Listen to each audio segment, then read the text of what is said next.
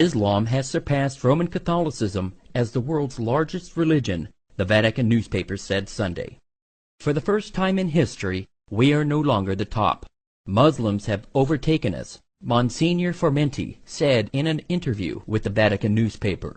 He said that Catholics accounted for 17.4% of the world's population, a stable percentage, while Muslims were at 19.2%. It is true that while Muslim families, as it is well known, continue to make lots of children, Christian ones, by this he means Roman Catholic, on the contrary, tend to have fewer and fewer, the Monsignor said. According to a report by Faith Matters, the UK is seeing a surge in Brits converting to Islam. In the last year, around 5,200 people in Britain converted to Islam. As many as 100,000 have converted in the last decade. Now, while that's not a huge number if you consider the UK's total population, which is around 61 million, it's definitely notable. Of those converting, about 62% were women, and the average age is over 27 years old. And the vast majority of women who converted also changed their appearance, with a significant majority adopting the hijab, or a headscarf. Now, we've done stories here on the show how some European countries have voted to ban the hijab in public, to ban minarets. But that's not the case in the UK. Now, the obvious question really is, what is behind this high rate of conversion? Some followers told Britain's The Telegraph that they felt lost in their own lives, that they were lacking in purpose before conversion.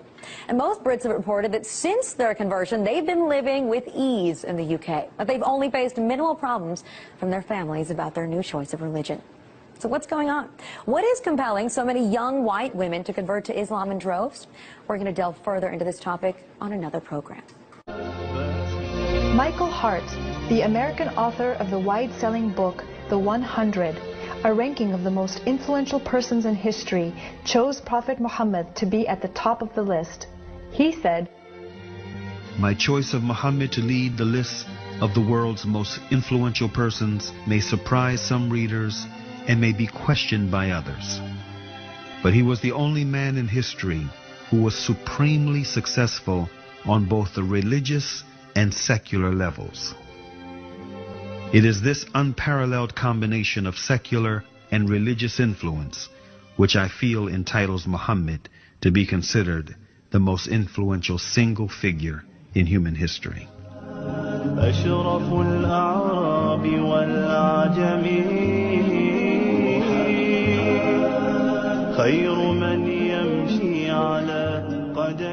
Many international intellectuals were impressed with Prophet Muhammad's personal qualities and expressed it in their writings.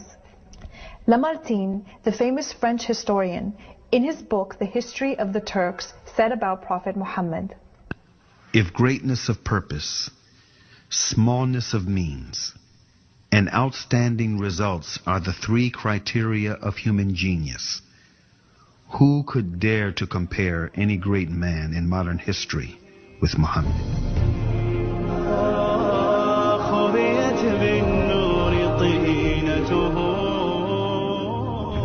Mahatma Gandhi, the spiritual leader of the Indian independence movement and the pioneer of resistance through mass civil disobedience, said about Prophet Muhammad, peace be upon him, "I became more than convinced that it was not the sword that won a place for Islam in those days in the scheme of life.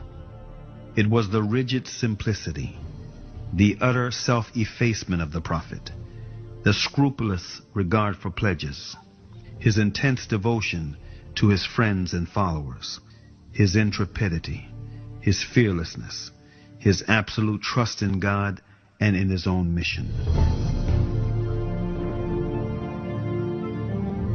Wolfgang Goethe, one of the key figures of German literature and one of the most famous European poets, who was also a painter, humanist, scientist, and philosopher, said about Prophet Muhammad, "He is a prophet and not a poet, and therefore his Quran is to be seen as a divine law and not as a book of a human being, made for education or entertainment."